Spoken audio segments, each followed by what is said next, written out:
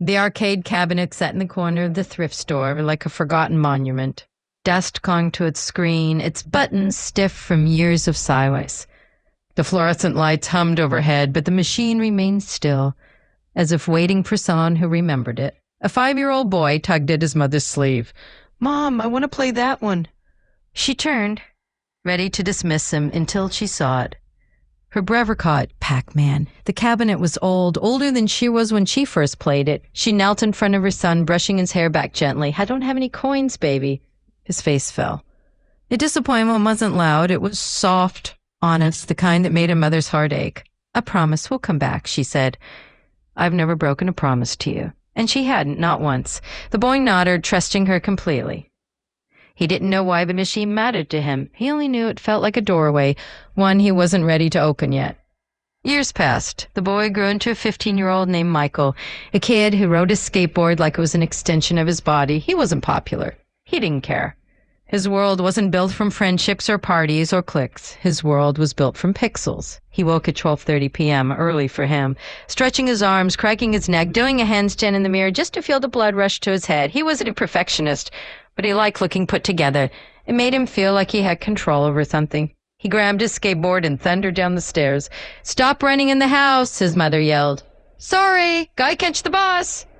"The stairs aren't gonna catch you when you fall." He grinned, already halfway out the door. His father had died when he was 3.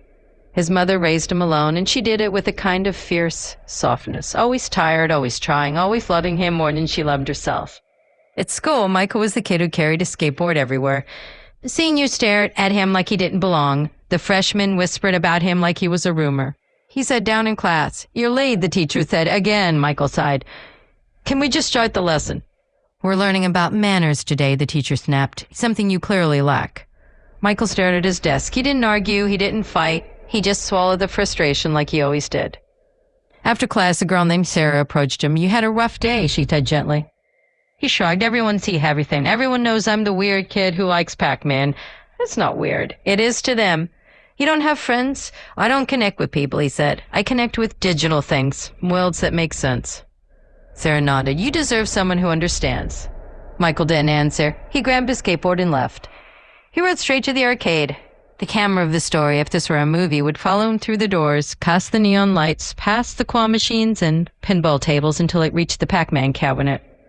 And then the camera would push inside the screen, into another world, the machine. Pac-Man stood in front of a mirror, squinting at his reflection. "Whoa, my teeth are huge." Pac-Dad poked his head in. "That's why we're going to the dentist." "The dentist today?" "You'll be fine," Pac-Dad said. "She's gentle." Pac-Man froze. "Gentle? That means she's going to kill me." Hours later, he sat in the waiting room trembling. "I didn't mean today," he whispered. The dentist stepped out. "Pac-Man, come on in." Pac-Man opened his mouth. The dentist gasped. "Beautiful teeth. Shiny, strong." Pac-Man puffed up. "Well, I do take care of them. You also have a big tongue." "Hey, don't insult me. I have feelings." The dentist laughed. "Ready for my tools?" "No." "Too bad." Hours later, Pac-Man stumbled out, traumatized. "That was a horror movie," he muttered. Pac-Mom walked in. "When I was your age, we pulled our own teeth out."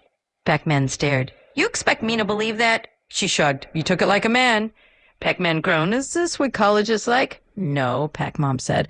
"College is where you'll make friends." "I don't want friends." "You'll be surrounded by people who love you." Pac-Man blinked. "Love me? Why?" "Because you're Pac-Man." He didn't want to be Pac-Man, not the way they meant it. He didn't want to fight ghosts. He didn't want to be a hero. He didn't want to be a symbol. He wanted to be left alone. But tradition didn't care what he wanted. That night, his parents told him he had to attend the arena ceremony. The ghosts would be there, the crowd would be there, the entire Pac family lineage would be watching. Pac-Man refused. He ran to his room, but he didn't stay there. He left. He forgot his phone. Pac-Mom found the empty room in panic. "He's gone," she whispered. Pac-Dad shrugged. "Let him go." "No," she said. "He's not going to the arena. He's running from it." She grabbed her keys. She wasn't going to lose her son to tradition. Not tonight. Part 3, The Ghost and the Boy. Pac-Man arrived at the concert. The crowd was massive. He pulled up his hoodie, trying to disappear. 2 girls spotted him. "Oh my God, it's Pac-Man!" He groaned. "Not fans, not now." They swarmed him, squealing, dancing around him. He ignored them. His eyes were fixed on the stage. An old man stepped up to the microphone. He fumbled it. The crowd laughed. Pac-Man snapped. "Stop laughing! He's trying his best!" The laughter died instantly. Pac-Man rushed forward and helped the old man up. "You didn't deserve that," he said softly. The old man smiled. "Your family is a legend." Pac-Man blinked. "What?" "They chase ghosts. They protect the world." Pac-Man frowned. "Why does it feel like I've heard the stories but never lived them?" "Because your family hides the truth," the old man said. "You don't know who you are." Pac-Man stepped back. "I don't want to hear this." "You will," the old man said, "because the ghosts are coming." And they did. Blinky, Pinky, Inky, Clyde. They floated toward him, glowing softly. "You okay?" Pinky asked. "That guy hurt you." Pac-Man stared. "You care?" "Of course," she said, "but I was told to eat you." Pinky's glow dimmed. "We were told to fear you." Pac-Man swallowed. "I don't want to fight." "You don't have to," she whispered. And for the first time, Pac-Man believed it. The memory didn't come back all at once. It returned in pieces. Colors first, then sound, then fear. Pac-Man was small then, barely old enough to speak in full sentences. His world was the living room floor, soft carpet, scattered toys, and the hum of the house had always felt too quiet. He remembered the lights. Red, pink, blue, yellow, blinking in a slow, gentle rhythm, almost like they were calling to him. He toddled toward them, fascinated. They weren't scary. They were dangerous. It felt warm, like someone whispering, "You're not alone." He reached out a tiny hand, and then, Kaz. Pac-Mom appeared out of nowhere, her face twisted with panic. Not anger, panic. No, don't touch that." She snatched the blinking lights from the floor so fast Pac-Man stumbled backward. The lights flickered in her hands, then dimmed, then died. Pac-Man's little voice trembled. "Mama, why you break it?" Pac-Mom didn't answer at first. She was breathing too fast, clutching the lights like they were poison. She marched to the trash bin and shoved them deep inside. Pac-Man's eyes filled with tears. It was pretty. Pac-Mom knelt in front of him, grabbing his shoulders with trembling hands. "Listen to me," she whispered. "Those colors, they're dangerous. They come from the darkness in this world. You stay away from anything red, pink, blue, or yellow. Do you understand me?" Pac-Man blinked. He didn't understand. Not the way she meant. He wasn't scared of the lights. He was scared of her fear. "Mama, they're not bad," he said softly. "They're just colors." Pac-Mom's voice cracked. "You don't know what's out there." Pac-Dad entered the room then, strict as always, a newspaper tucked under his arm. "What's going on?" Pac-Mom pointed to the trash bin. He found them. Pac-Dad's jaw tightened. "Already?" Pac-Man didn't know what already meant. He only knew the room felt heavier now. Pac-Dad crouched down, his voice firm but not unkind. "Son, those lights belong to the ghosts. They want to destroy everything, and one day you'll have to stop them." Pac-Man shook his head, tiny and stubborn. No fight, no eat ghosts." Pac-Mom's eyes widened. "Where did you hear that?"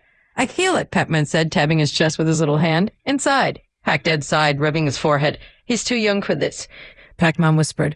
"Or he's seeing something we don't." But fear won. Fear always won with her. She pulled Pac-Man close, hugging him too tightly. "You listen to me," she said, her voice trembling. "The world is dark. The ghosts are dangerous. And you?" She cupped his face. "You must be strong enough to protect us." Pac-Man didn't hug her back. He stared at the trash bin, where the lights had been alive just moments ago. He didn't have the words yet. Not fully. But he felt the truth in his tiny chest. They didn't have to fight. They didn't have to eat each other. The world didn't have to be this way. He didn't know why he knew it. He just did. And even as a toddler, he felt the weight of something he couldn't name. He was born into a story he didn't believe in. Pac-Man, the breaking point, adult Pac-Man, present day, didn't run. He walked away from the crowd, away from the noise, away from the girls calling his name like he was a prize they could claim. He walked until the music faded into a distant hum, until the laughter dissolved into static, until the world behind him felt like a different universe. He didn't care where he was going. He only cared about getting far enough away to hear himself think. He kept walking, farther, farther, until the air felt right, until the silence felt honest, until he could finally breathe without feeling watched. He stopped in an empty stretch of space behind the concert grounds, a place where the lights didn't reach, where the world didn't demand anything from him. He sat down on the ground, legs pulled close, arms resting loosely on his knees. For 30 minutes he didn't move. For 30 minutes he let his inner monologue speak. the voice he always buried under expectations, under tradition, under fear. I'm tired. I'm tired of pretending. I'm tired of being what they want. I'm tired of being a story instead of a person. He closed his eyes. For once he wasn't Pac-Man the symbol. He wasn't Pac-Man the fighter. He wasn't Pac-Man the legacy. He was just him. And then he saw it. A thing glow on the ground. Red, pink, blue, yellow, the same blinking lights from his childhood. Pac-Man's breath hitched. He stood slowly, drawn toward them like a memory he never asked for. The lights flickered, reflecting his face back at him, but not the face he wore now. The face in the lights was pixelated, sharp, angry. A version of him, chomping, chewing, devouring ghosts without hesitation. A version built from fear.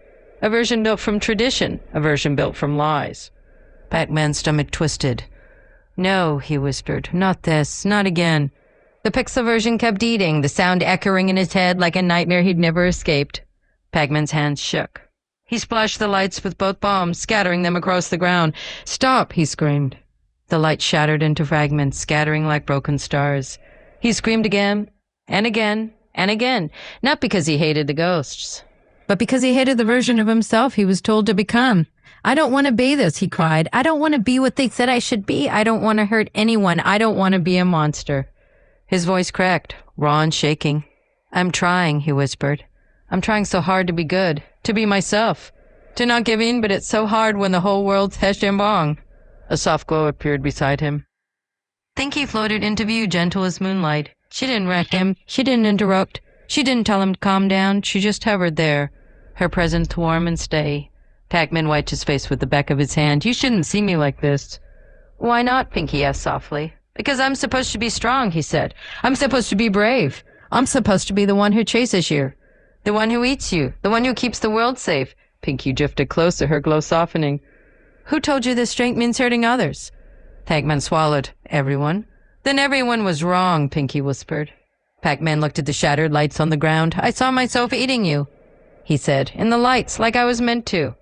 That wasn't you, Pinky said gently. That was the version of you they tried to build. Pac-Man's voice trembled. What if I'm not enough without that version? Think if down until she was eye level with him. Pac-Man, she said, you're enough because you're choosing to be yourself, even when it's terrifying. Even when the world tells you you're wrong. Even when tradition tries to drag you back. Pac-Man's breath shook. I'm scared. I know, Pinky said. But fear don't mean you're failing. Fear means you're trying. Pac-Man looked at her, really looked at her. Her glow wasn't bright, it wasn't dramatic, it wasn't demanding. It was gentle, steady, safe. You're not alone, Pinky whispered. Not anymore. Pac-Man let out a breath he'd been holding for years. For the first time, he believed her. Pinky didn't speak first. She didn't rush him. She didn't ask questions. She didn't try to fix him. She just stayed beside him, floating quietly, her glow soft and steady, the kind of presence that doesn't demand anything, the kind that waits for truth to come on its own time. Batman stared at the shattered lights on the ground. His hands were still trembling. I haven't told anyone this, he said fondly, voice barely above a whisper. Not my parents, not my family, not anyone. Pinky nodded once, slow and gentle. I'm listening. Pac-Man swallowed hard. When I was little, I found lights like these. He pointed to the broken fragments on the ground. They were blinking, red, pink, blue, yellow. I didn't know what they were. I just liked them. They felt warm, safe, like they were calling me. His voice cracked. And then my mom saw them. Pinky's glow dimmed, as if bracing for the pain she knew was coming. Pac-Man's breath shook. She grabbed them out of my hands so fast I fell backwards. She destroyed them right in front of me. She didn't even explain. She just kept saying they were dangerous, that they would corrupt me, that I had to stay away from anything that looked like you. He laughed, but it wasn't a happy sound. It was the kind of laugh people make when they're remembering something that still hurts. I was just a kid, he whispered. I didn't understand why something beautiful had to be destroyed. Think he floated a little closer, but not enough to overwhelm him.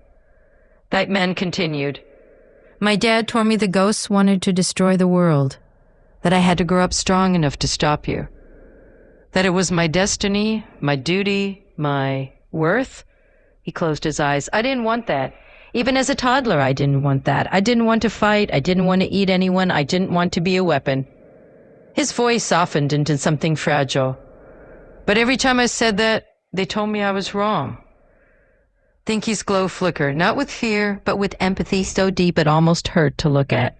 Pac-Man's voice dropped to a whisper. You know what's worse? I started bereaving them. He looked at her, eyes shining with something raw and undarted. I started thinking something was wrong with me. That I was weak, that I was broken, that I wasn't enough unless I became the thing they wanted. He pressed a hand to his chest. But this part of me, the part that didn't want to hurt anyone, it never went away. It just got quieter, smaller, harder to hear. Pinky floated closer, slowly, like approaching a wounded animal. Pac-Man, she whispered. He shook his head. I'm not done. He took a shaky breath.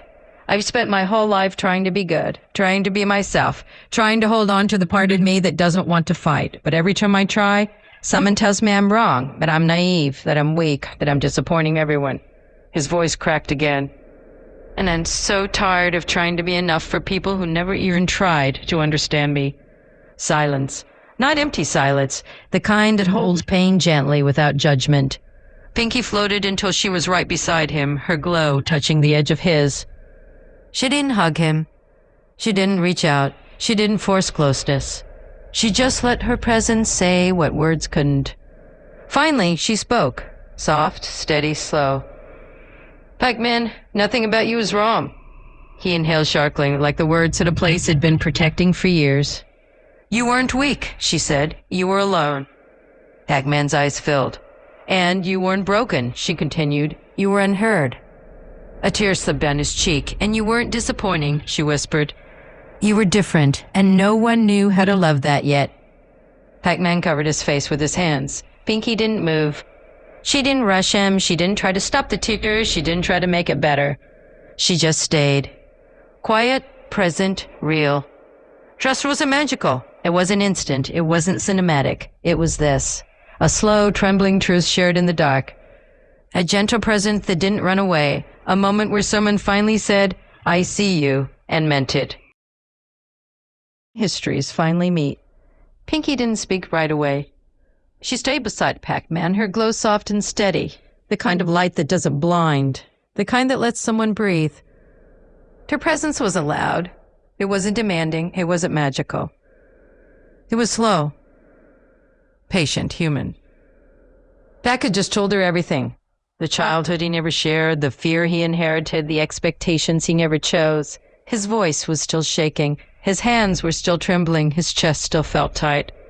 And Pinky, she understood, not because she was wise, not because she was perfect, but because she had lived her own version of that pain. She floated a little closer. Pac-Man, she said softly, I want to tell you something. It's not easy, and it's not pretty. Pac looked up, eyes wet. I can handle the truth. Pinky shook her head gently. This isn't about handling it. This is about trusting me with it. Pac swallowed. I do. Pinky's glow brightened, not with power, but with memory. Then I'll show you. She lifted her hand, or the ghostly equivalent of one, and her glow expanded, forming a soft circle of light around them. Years shimmered, the ground blurred, the world shifted. And then Pac-Man saw it. A village, small, quiet, peaceful. Ghosts, not glowing, not floating, not frightening, living simple lives. Families, children, laughter. A world before fear. Pinky's voice trembled. This was my grandparents' home. Pac watched his two ghosts, older, gentle, loving, tuck tiny ghost babies into a cradle made of soft light. Pinky continued. They weren't warriors. They weren't monsters. They were just people. They wanted a quiet life. They wanted to raise their children far away from the king. Pac frowned. King? The scene shifted. A throne room appeared, dark, cool, echoing, and on the throne sat a massive red circle. Not a ghost, not a Pac-Man. Something in between. His glow was harsh, violent, hungry. Pinky's voice dropped. He was a selfish king, a red circle who ruled with fear. He believed the world belonged to him. He believed ghosts were beneath him. He believed anyone who didn't obey deserved to be erased. Pac felt his stomach twist. The king raised an army, circles like him, glowing with the same cruel light. They marched toward the village. Pinky glow-limbed. My grandparents ran. They took my parents, just babies then, and fled into the night. But the king followed. His army followed. They wanted to wipe out every ghost who refused to bow. Pac's breath caught. The scene shifted again. Pinky's grandmother stopped running. She turned to her husband, Pinky's grandfather, and placed the ghost babies in his arms. Pinky's voice cracked. She told them to keep running, to save the children, to save the future. Pac felt tears sting his eyes. Pinky whispered. She walked toward the king. The grandmother's form glowed, not with power, but with courage. She stood in front of the red circle, small but unshaking, and then her form dissolved, gone, erased. Pac-Man gasped. Pinky's grandfather fell to the ground, clutching the baby, and sobbing silently as the king's army closed in. Pinky's glow flickered. That's the curse, she said. Not magic, not spells. The curse is fear. The curse is power passed down through pain. The curse is generations raised to believe the other side is evil. Pac stared at her, heartbreaking. Pinky, I'm so sorry. She shook her head. You don't need to be sorry. You just need to understand. Pac wiped his face. I do. Pinky floated closer, her glow touching his. You were raised in a fixed world, she said softly. A world where everything was one way, one truth, one destiny. Pac nodded slowly. And I, Pinky continued, was raised in a dual world, a world where fear and hope live side by side, where we learn to run and hide, but also to dream and question. Pac-Man's breath shook. So we're different. Yes, Pinky said. And that's why we can break this. Pac looked at her, really looked at her. Her glow wasn't bright. It wasn't dramatic. It wasn't heroic. It was human. It was honest. It was enough. Pinky whispered, trust isn't fast. It isn't magic. It isn't a moment. It's slow. It's fragile. It's built piece by piece, and it only grows when someone finally sees you. Pac felt something inside him loosen. Something he'd been holding tight since childhood.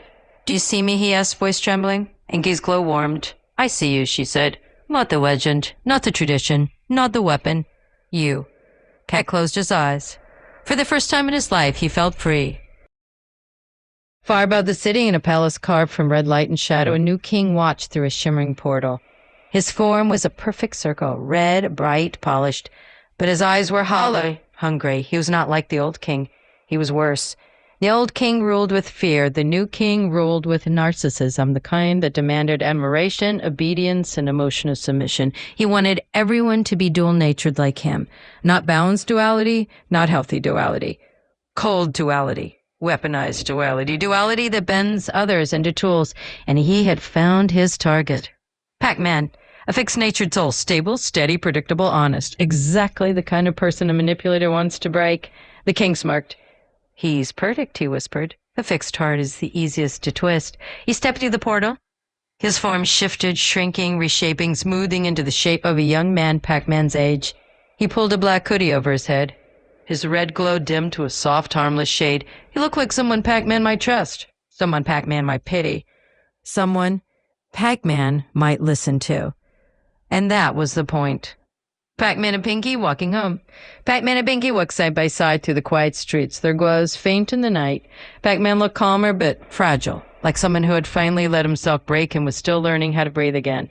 Pinky stayed close, not touching him, but near enough that he felt her presence. Her dual nature wasn't chaotic. It wasn't manipulative. It was balanced, a soft blend of intuition and logic, emotion and clarity. She was dual by nature. Pac-Man was fixed by nature, and together they made something steady, something safe, something the king hated, the encounter. The figure stepped out from behind a street lamp. Young, hooded, red. Pac-Man stopped. Pinky's glow flickered with instinctive caution. The stranger smiled. Too warm, too smooth, too practiced. Hey, he said, voice soft, friendly, disarming. You're Pac-Man, right? Pac-Man blinked. Yeah, do I know you? No, the stranger said, stepping closer, but I know you. Pinky floated suddenly in front of Pac-Man, her glow sharpening. Pac-Man frowned. What do you mean? The stranger tilted his head, studying Pac-Man with eyes that were too knowing. You're tired, he said. You're misunderstood. You're surrounded by people who don't appreciate you. People who want to control you. People who want to use you. Pac-Man stiffened. Pinky's glow flared. Stop. The stranger ignored her. You've been lied your whole life, he continued. Told who to be. Told what to want. Told what your worth is. Pac-Man swallowed hard. The stranger smiled wider.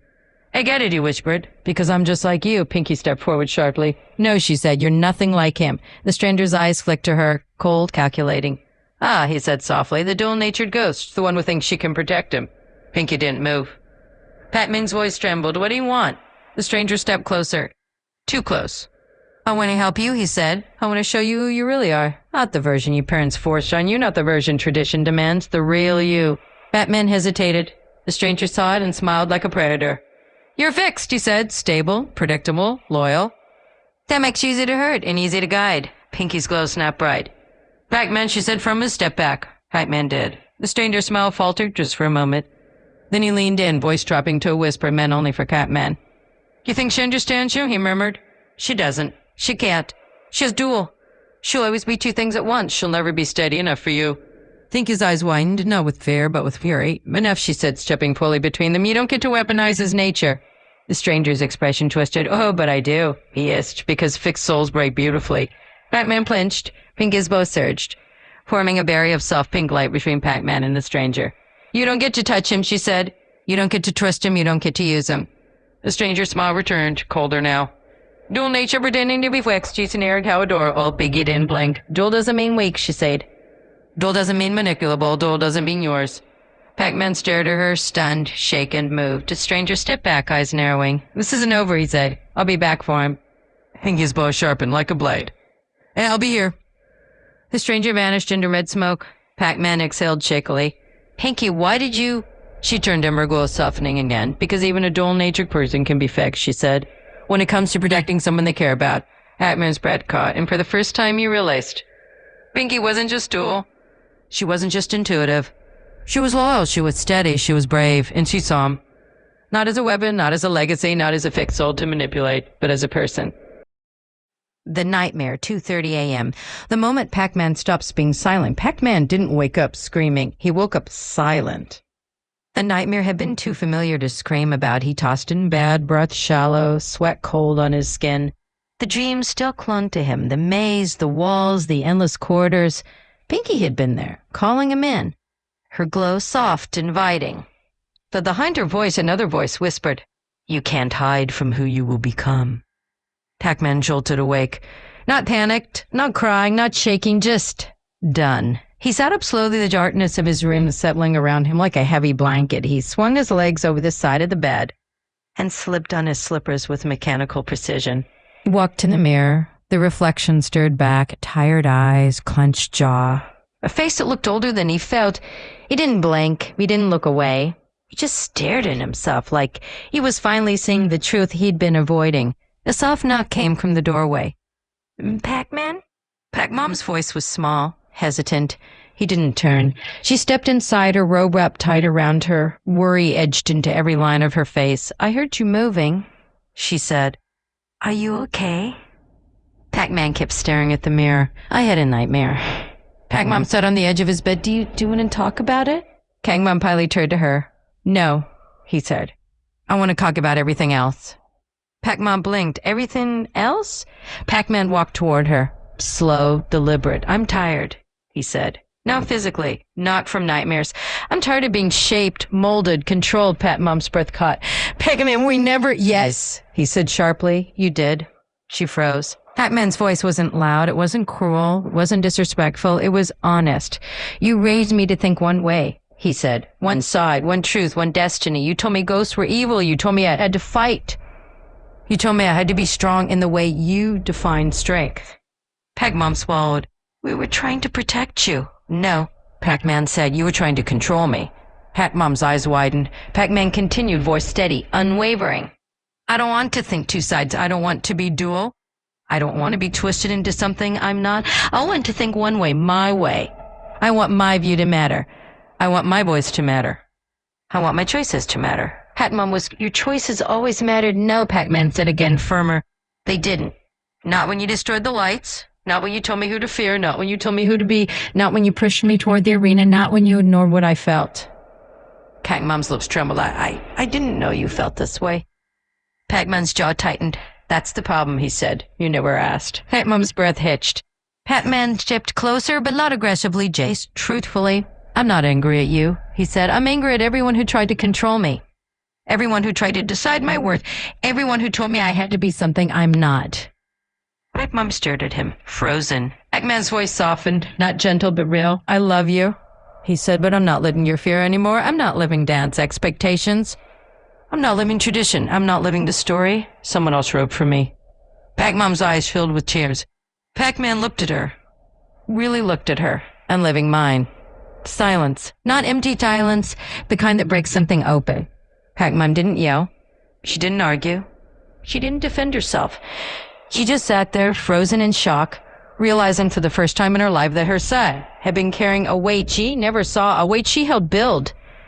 A weight he was finally putting down. Pac-Man turned back to the mirror. He didn't look angry. He didn't look scared. He didn't look broken. He looked like someone who finally knew his worth. Pac-Man didn't feel rested. He didn't feel renewed. He felt emptied. Like the nightmare had drained something out of him that he could never get back. He stepped outside, the early light soft against his face. He didn't know where he was going.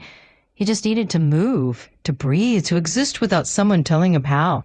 He walked to the gym, not to work out, not to train, just to be somewhere that wasn't home. He pushed open the door, and Blinky was there, leaning against the wall, arms crossed, grinning like he'd been waiting. Pac-Man sighed, "Not today." Blinky pushed off the wall and followed him anyway.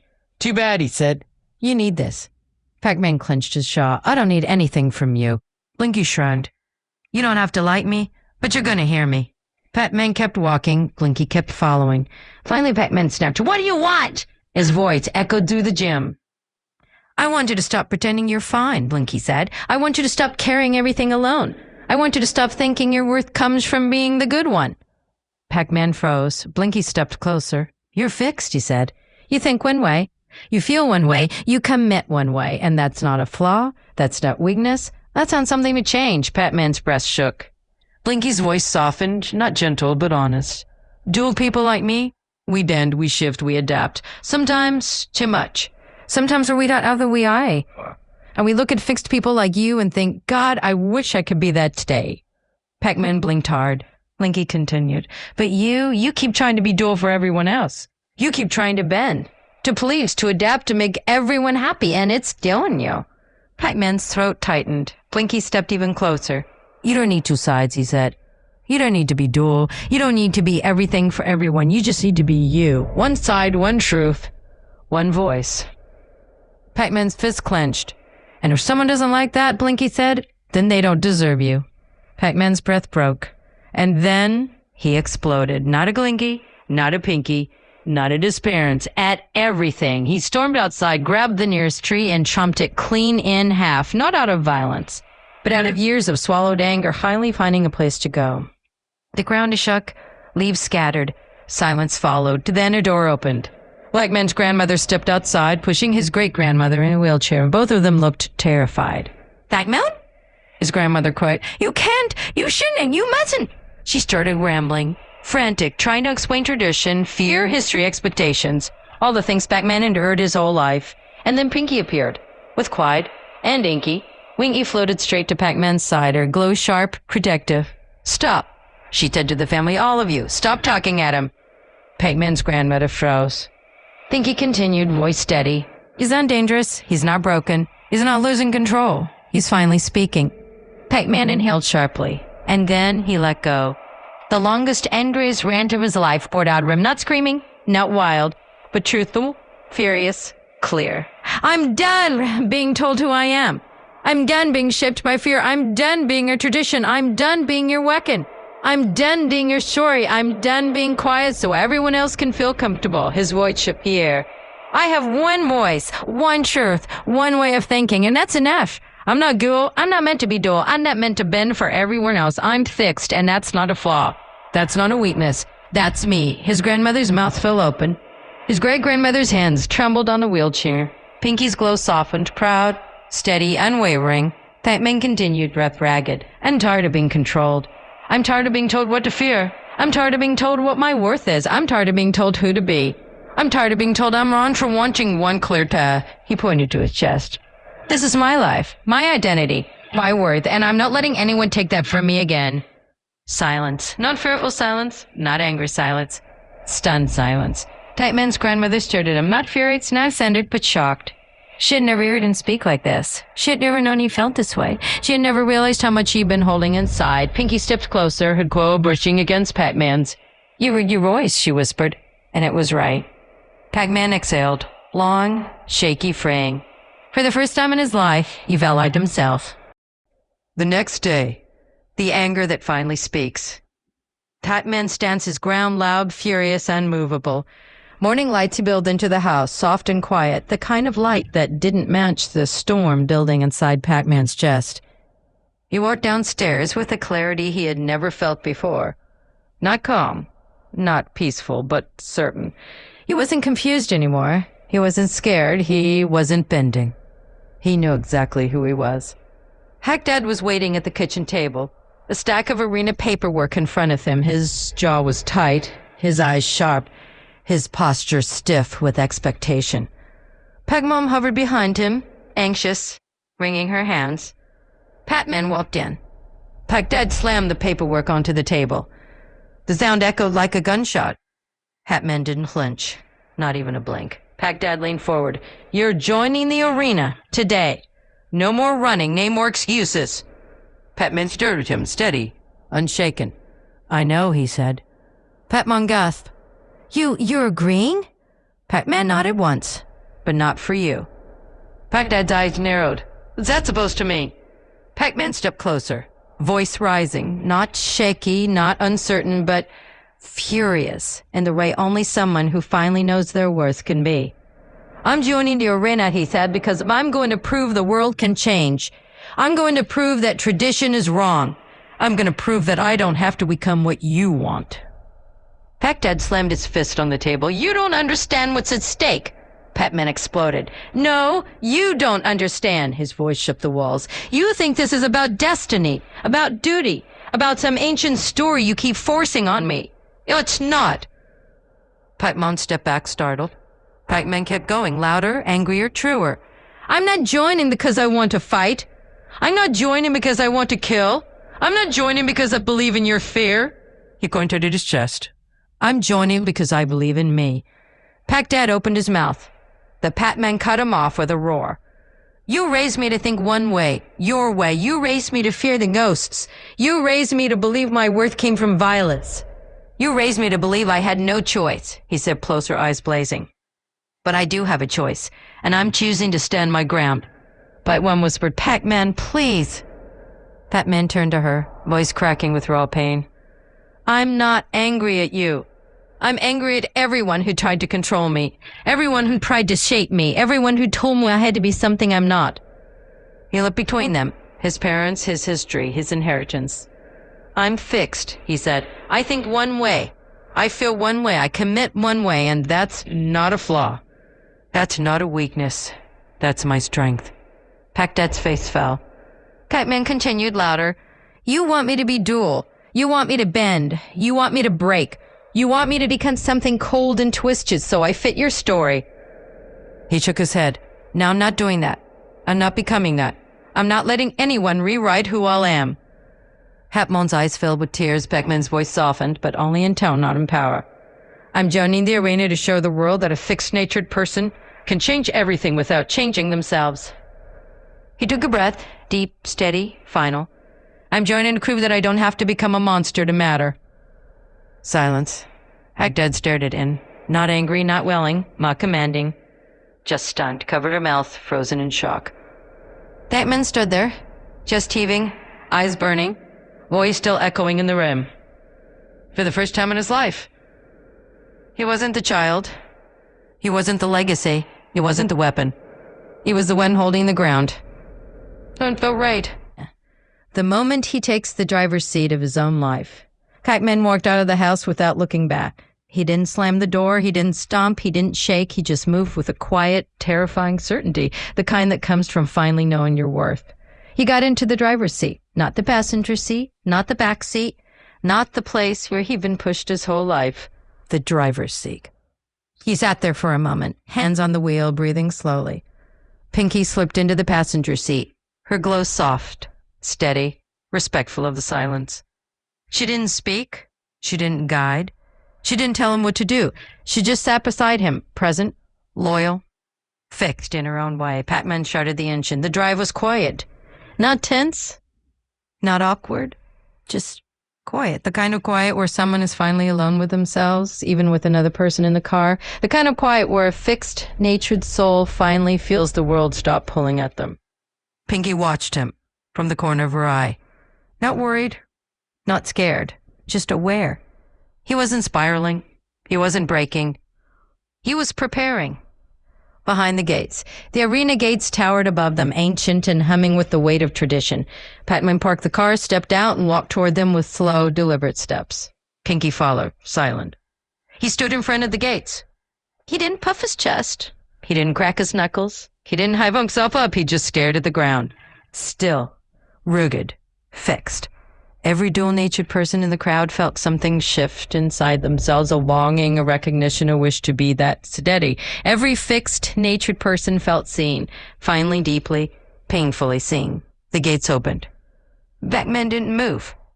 He let the moment breathe. He let the silence settle. He let the world watch him on his terms. The crowd didn't scream. They didn't cheer. They watched. Because something about him, the stillness, the certainty, the refusal to bend, demanded respect. The new king stepped into the arena from the opposite side, his red glow sharp and hungry. He smirked when he saw Pac-Man. Finally, the king said, "You came." Pac-Man didn't look up. Pinky floated to his side, her siblings, Blinky, Inky, Clyde behind her. They had invited him here. They had trusted him. They had believed in him. The king sneered. "How cute. The ghosts think they can save you." Pac-Man lifted his head. Slowly, deliberately, his eyes were calm, not afraid, not angry. "Jordan, I didn't come to be saved," Pac-Man said. "I came to end this." The king laughed. "You and me, you won't even fight." Pac-Man stepped forward. "I don't need to fight." The king's smile faltered. Pac-Man continued, voice rising, loud, raw, furious, but controlled. "You think power is violence. You think strength is fear. You think identity is something you can twist. You think duality makes you superior." He pointed at his own chest. "But I'm fixed. One truth, one path, one voice." The king's glow flickered. Pac-Man's voice thundered through the arena. "And I'm not changing for you," the king snarled. "You're weak." Pac-Man stepped closer. "No. I'm whole." The crowd gasped. Pinky's glow brightened, proud, steady, and wavering. Pac-Man kept going. "You want me to fight you. You want me to become the monster you need. You want me to prove your story right." He shook his head. "I'm not giving you that." The king's eyes widened, not with fear, but with confusion. Manipulators don't know what to do when someone refuses the script. Pac-Man took one final step. "I'm not here to fight," he said. "I'm here to break the cycle." Silence. The gun of silence that changes worlds. Pac-Man turned to the crowd. "You want a show? You want violence? You want tradition? You want fear?" He shook his head. "Not today." He spread his arms. "I'm not fighting the ghosts. I'm standing with them." The arena erupted, not in screams, but in stunned, breathless disbelief. The king stepped back. Pac-Man stepped forward, and for the first time in history, the Pac-Man didn't fight. He chose. He chose identity, he chose worth, he chose truth, he chose himself. And that was stronger than any battle he could have fought. The arena, the terrifying standoff. Pac-Man doesn't fight because he's scared. He doesn't fight because he believes. The arena lights blazed to life. The ground vibrated, the air thickened. The crowd leaned forward, breath held, waiting for violence. Pac-Man stepped into the center, not trembling, not confused, not hesitant. Fixed, rooted, unmovable. He wasn't here to fight. He wasn't here to obey. He wasn't here to prove strength through violence. He was here to prove the world could change. Pinky floated behind him, her glow sharp and protected. Blinky, Inky, and Clyde flanked her, each ready, each furious, each loyal. Across the arena, the king appeared, the red circle, the manipulator, the tyrant who wanted to twist Pac-Man into a cold jewel weapon. He smirked. "Pac-Man," he said, voice booming, "you finally came." Pac-Man didn't answer. He didn't need to. The king stepped forward, circling him like a predator. Pac-Man circled back, slow, steady, fixed. The king's voice sharpened. "You're scared." Pac-Man's voice exploded. "I'm not scared." The arena shook. The king laughed. "Then why won't you fight?" Pac-Man stepped closer, eyes blazing. "Because I believe since I was a child that the world doesn't have to fight, that we don't have to destroy each other, that we don't have to become monsters to matter." The king sneered. "Belief is weakness." Pac-Man roared. "No, belief is my core." The king lunged, verbally, psychologically, the way manipulators do. "We're naive. You're soft. You're predictable. You're fixed." Pac-Man didn't flinch. "That's my strength." The king's glow flickered. Pac-Man stepped forward again. "You want me to break. You want me to bend. You want me to become dual so you can use me." The king's smile twisted. "Duality is power." Pac-Man shook his head. "Duality is your power, not mine." The king's voice rose. You think you can change the world by standing still? Pac-Man's voice rose higher. Yes, the arena gasped. Pinky floated forward, her glow sharp. Pac-Man, he lifted a hand. I've got this. The king snarled, you're pathetic. Pac-Man stepped closer, voice shaking the air. I'm fixed. I don't bend, I don't shift, I don't break for anyone. The king lunged. And then Pinky shot forward. Her glow slammed into the king's side, knocking him back. Blinky followed, red light blazing. Inky darted in, blue streaks slicing the air. Clyde charged, yellow glow pulsing like a heartbeat. The ghosts surrounded Pac-Man. Not as weapons, not as shields, but as equals. The king roared, you think they can protect you? Pac-Man stepped out from behind them. They're not protecting me. He pointed to his chest. I'm protecting me. The king's glow cracked. Pac-Man's voice thundered, I'm not fighting because I'm scared. I'm not fighting because I believe. I've believed since I was a child that the world could stop fighting, and I'm done letting you tell me otherwise. The king screamed, lunging again. Pac-Man didn't move. He didn't dodge. He didn't clench. He didn't bend. Pinky and her siblings collided with the king mid-charge, their combined glow exploding like a star. The arena shook. The crowd froze. Pac-Man stood in the center, still, fixed, unbreakable. This was what it meant to not bend. This was what it meant to hold your ground. This was what it meant to choose belief over fear. The gap, the fusion of worlds. Pac-Man doesn't change. He protects himself by staying fixed. Pac-Man saw the gap. A tiny slit in the pixel wall. A seam. A doorway. He didn't hesitate. He didn't bend. He didn't shapeshift. He didn't become dual. He simply floated toward it. Fixed, steady, certain, and slipped inside. The gap stretched into a glowing tube, spiraling downward like a memory he'd forgotten. Textile light flickered around him, humming with the energy of two worlds colliding. Behind him, the king forced his way in, red glow pulsing with fury. Behind the king, Pinky and her siblings burst through. Pinky first, eyes blazing. She slammed into the king with full force. The king lost his grip and fell, tumbling through a power cord socket, disappearing into the darkness of the hospital room's wiring. Pinky hovered, panting, her glow trembling with adrenaline. Pac-Man floated forward, tiny and bright. And then he saw him, Michael, the human who remembered him. The man who once played the arcade. The man who mattered. A hospital room. Cold, quiet. Stereo machines hummed softly, monitors blinked in the dark, and in the bed lay a man in his 30s. The same Michael who used to play the arcade cabinet. A Michael who guided Pac-Man through mazes. The same Michael who believed in him without knowing why. Pac-Man drifted closer, watching him with a kind of reverence, the way a child looks at someone who once gave him hope. Pinky, Blinky, Inky, and Clyde floated beside him, all tiny dots now, sparks of light in the dark room. The room dimmed, and then Michael opened his eyes, not in the physical world, in the void behind his eyelids. A dark space, a quiet space, a space between life and memory. He saw the dots, Pac-Man, Pinky, the siblings, floating around him like fireflies. He didn't scream. He just watched. And then he opened his physical eyes. Jake was there. His partner, his husband, eyes wide with fear and love. Like home, Jake whispered. Michael didn't answer because he was floating. Literally floating above the bed, weightless, suspended, glowing faintly from the pixel light around him. Jake reached for him, panicked, confused, and the moment he touched Michael's hand, Jake floated too. Two humans, suspended in the air, held by something bigger than gravity. Pac-Man and the ghost circled them, tiny dots of light, orbiting like stars. The doctors rushed into the room, shouting, panicking, trying to pull Michael down. Michael didn't care. He wasn't afraid. He wasn't confused. He felt something he hadn't felt in years. He felt free. The moment that makes everyone cry. Dual-natured souls fuse, Hixid-natured souls rise, everyone prays. Michael reached out his hand. Pac-Man, tiny, glowing, brave, floated into his palm. Michael held him gently, like holding a fairy, a memory, a piece of himself he thought he'd lost. Tears streamed down his face. Not from fear, not from shock, from recognition. Pinky and her siblings floated together, holding each other, glowing softly. A family that had survived centuries of fear. Jake stared at Michael, tears in his eyes. Are you okay? He whispered. Michael nodded, voice breaking. I remember, he said. I remember who I am. Pac-Man glowed brighter in his hand. Michael whispered. I'm not scared anymore. Jake floated closer, wrapping his arms around him in midair. The doctor stared, stunned, speechless, terrified. But none of it mattered. Because in that moment, dual-natured people finally fused. Fixed-natured people finally felt understood. And everyone watching felt something inside them unlock. Pac-Man didn't change. He didn't bend. He didn't become dual. He stayed fixed. Michael stood in the grass.